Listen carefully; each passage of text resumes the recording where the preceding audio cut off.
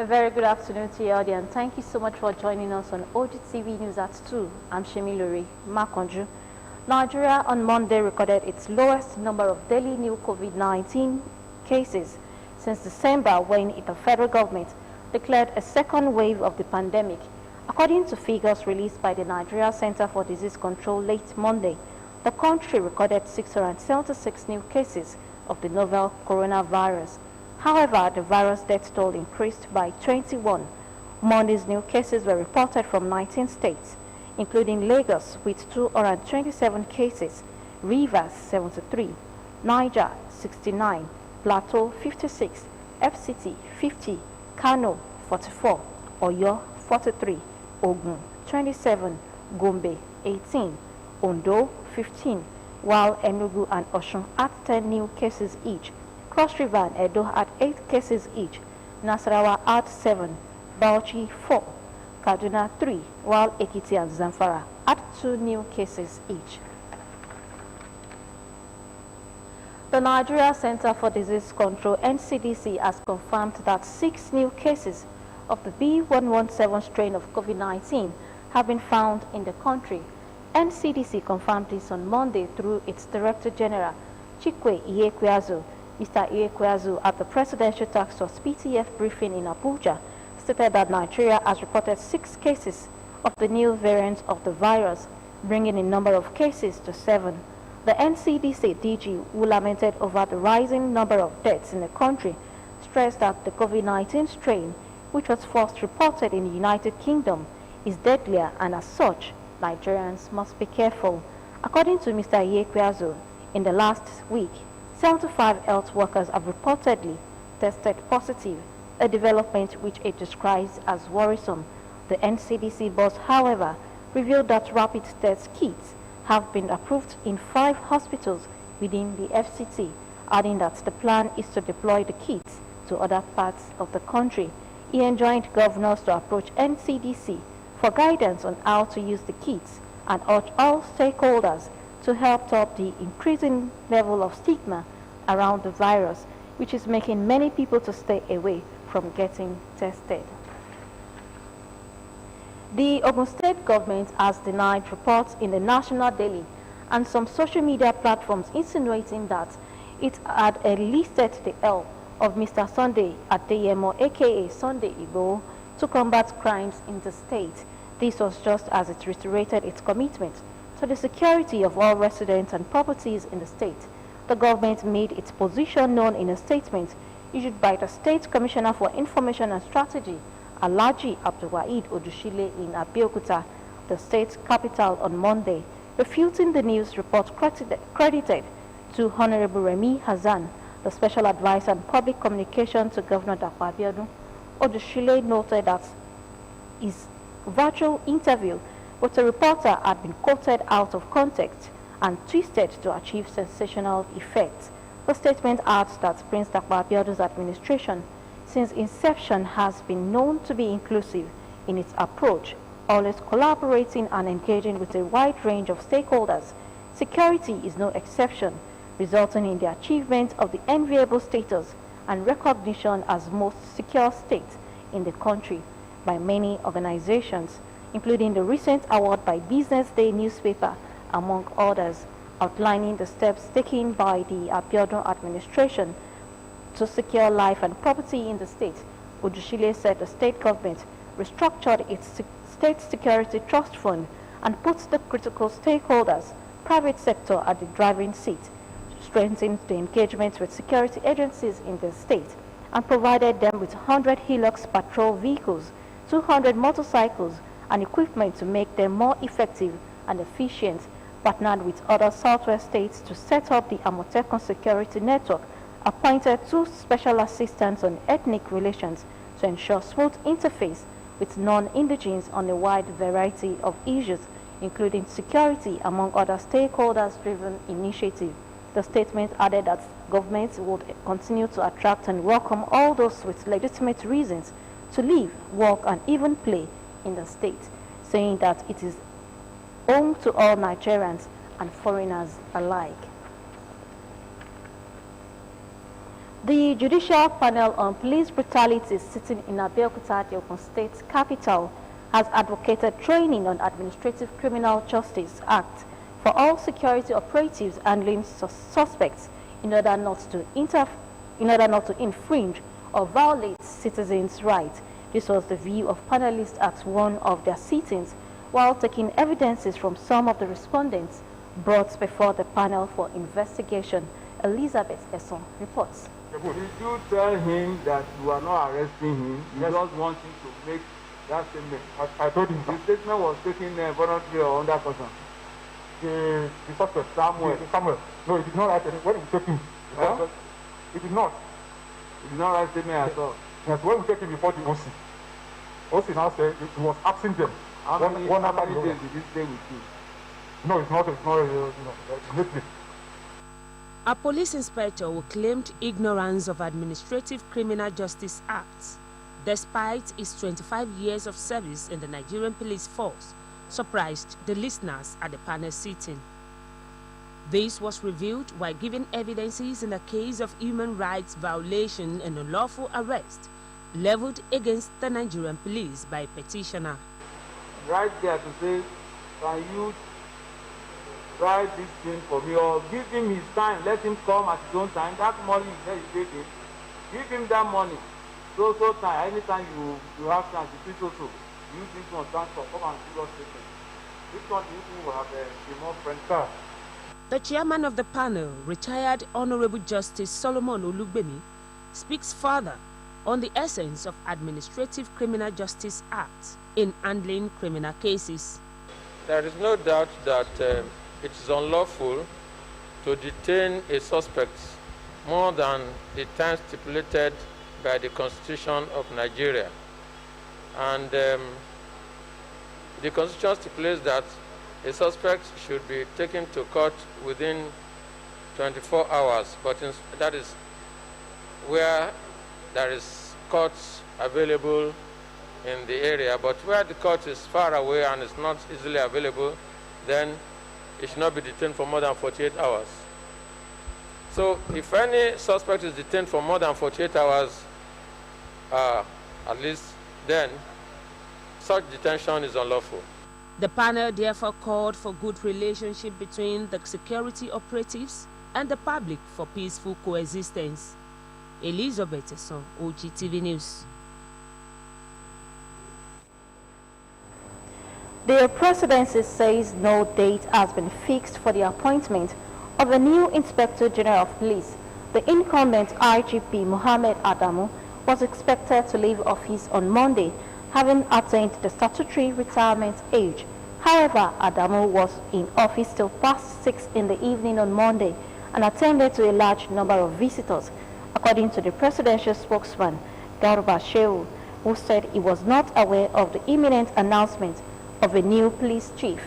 Shehu also stressed that the appointment of the new IGP will not be based on ethnic considerations, adding that the appointment will be based on who can best help to protect lives and property across the country, saying it is impracticable for top security appointments to be made based on factors such as ethnicity or regions. The federal government has threatened to suspend the operations of airlines from the United Arab Emirates and Netherlands from operating in Nigeria.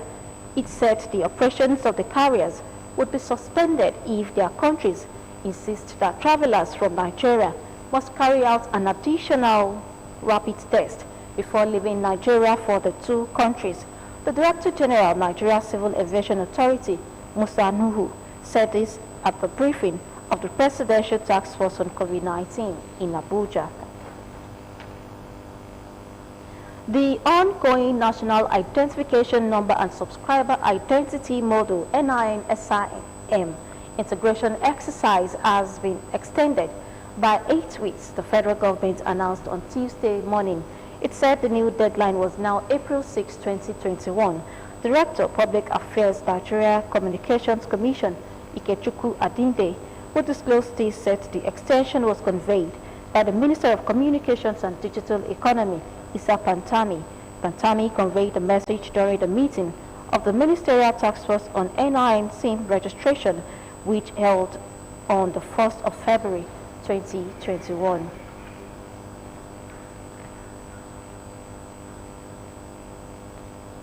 We'll take a break. The news continues shortly.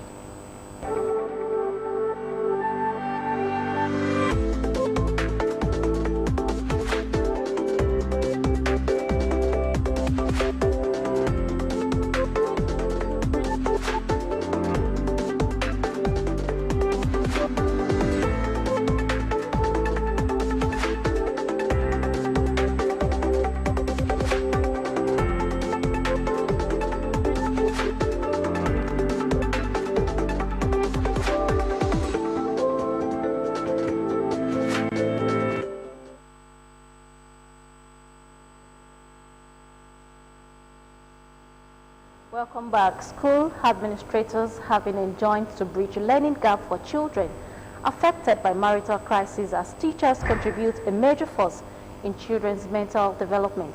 This was the view of guidance counselors who spoke with Ogtv News on the effects of marital crisis on children.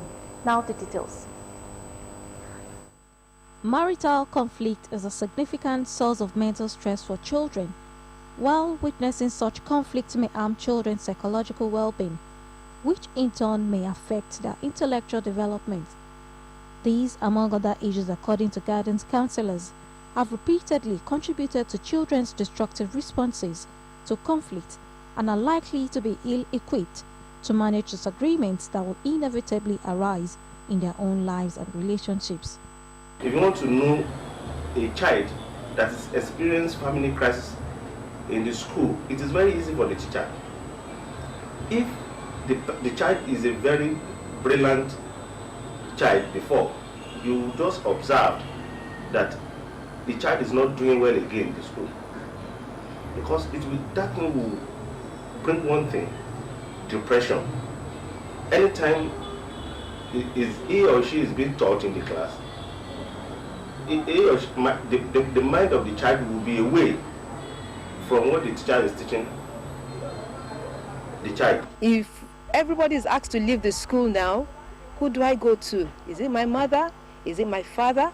Is it a grandmother, or just a neighbor who takes care of me? The way they relate with others differ from that person who is confident of the parents at home. They tend to have inferiority complex. And then the inferiority complex makes them very, very wild. They also advised school administrators on the need to bridge any possible learning gaps. If he's a teacher, he will look at that child and he will be in the position of the mother to that child. What the child lacks at home, the teacher will bridge the gap. So the child will not be looking up to that teacher for everything he or she needs. But at the same time, if a challenge is not brought to the awareness of a guidance counselor, the guidance counselor is out of place in that area. But for the class teacher or the subject teacher who picks and realizes this kind of a student should have all emotions out. Try as much as possible to bring this person back psychologically. Having recognized the importance of child protection, they advise teachers to be proactive in safeguarding the welfare of such children affected by marital crisis. Shemilore. Inferiority complex, lack of social interaction, loss of self-respect and dignity, increased mindset of poverty and loss of self-confidence have been identified as causes of street begging in Nigeria.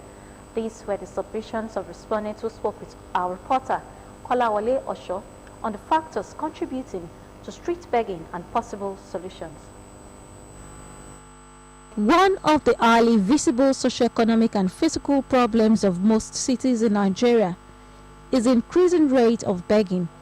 Most of these poverty-ridden individuals and mentally derailed street persons have taken advantage of the eco situation of most urban centers to remain permanent residents on the cities.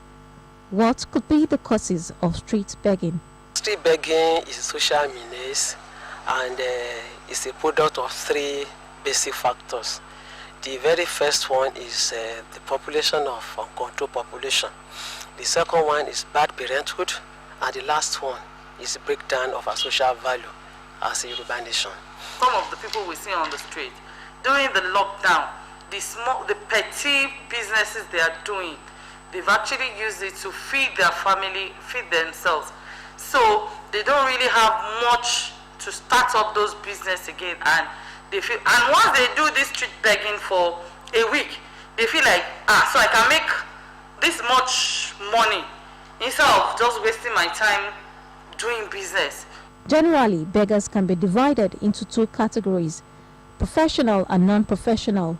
It was observed that able-bodied beggars form the largest group of beggars population as a result of poverty and unemployment.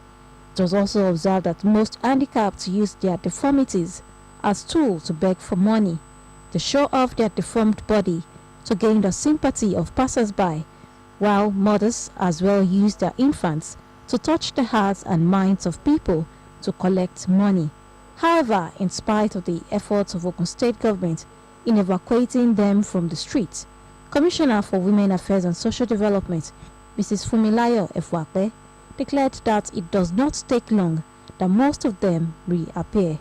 We found out that once we go and raid those people begging on the streets, we capture them, we just take them to maybe our Women Development Center.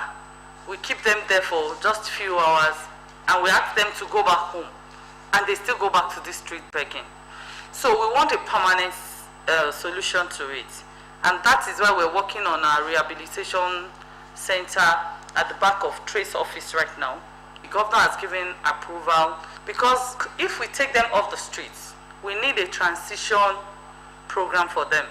Keep them in those homes and teach them one or two things, vocational skills, before we integrate them back to the system. Respondents added that there is need to reorientate people on the important role that education plays in the children who are involved in the act of begging, saying policies and other legislative frameworks are needed to effectively address the begging problems. The Debt Management Office DMO has offered for subscription 2 years and 3 years federal government savings bond at 1,000 naira units. A circular on the official website of DMO states that the 2 years bond with February 10, 2023 as due date would attract an interest rate of 4.214% per annum.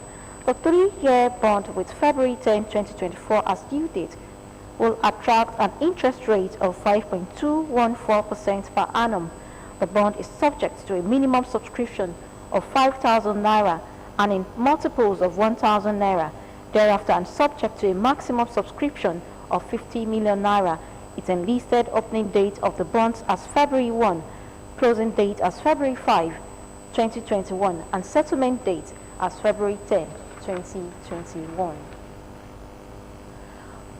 Calls are growing for the release of Myanmar's Aung San Suu Kyi, a day after a military coup which has seen hundreds of MPs against their will. Ms. Suu Kyi has not been seen in public since she was detained by the military. The military took power after declaring a state of emergency, accusing Ms. Suu Kyi's party of fraud over its election win. U.S. President Joe Biden has threatened to reinstate sanctions on Myanmar as a result, saying the military should not overrule the will of the people. Ms. Suu Kyi's party, the National League for Democracy (NLD), demanded her immediate release on Tuesday. It has also called upon the military to accept the results of the November election, which saw the NLD win more than 80% of the votes. A bushfire raging outside the Western Australian city of Perth has forced nearby residents to evacuate as the city remains in a coronavirus lockdown. The blaze wiped up strong winds had doubled in size overnight to a 75-kilometer five-front set officials. At least 30 homes are believed to be lost. People have been told to flee to safety, even if it means breaking lockdown. Western Australian Premier said the state was facing an extremely concerning and serious situation. However, he urged the majority of the state's capital's residents not in harm's way of the fire to remain in their homes to reduce the risk of the virus spreading. By global standards, it is a very low risk, as the city has reported just one local case. Now to sports. World number 2 Rafael Nadal pulled out of Spain's opening tie, complaining of a stiff lower back. The 20-time Grand Slam champion was due to take the court against Australia's top-ranked player, Alex de Minaur, but opted to rest instead as he prepares for the Australian Open next week. Nadal added that he hoped to have recovered by Thursday when Spain meets Greece. Spanish number 2 Robert Bautista Agut will now face de Minaur, while John Millman takes on Pablo Carreno Busta in the opening rubber. Nadal is aiming for a record-breaking 21st Slam title in Melbourne, moving in past the injured Roger Federer, played an exhibition in Adelaide on Friday, beating Dominic Thiem 7-5, 6-4. To end the news at 2, when the power of love overcomes the love of power, the world will know peace. You can now watch us live on these platforms: Apple, Roku, Facebook, and Android devices. You can also watch live on Ogtv website, www.ogtv.com.ng/live. Thank you so much for watching, and do have a lovely day. Bye for now.